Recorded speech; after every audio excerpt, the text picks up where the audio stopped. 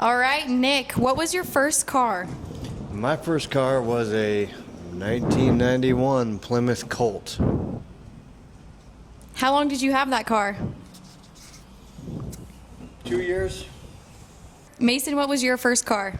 My first car was a 2000 Chevy Cavalier. How long did you have that car? Like 3 or 4 months. So what did you get after that? A 99 Chevy Lumina from my great grandma. It had 56,000 miles on it. And I had that one for all through high school, about 2.5 years. Wow, a lot longer than your first car. Yeah, I put like 60,000 miles on it.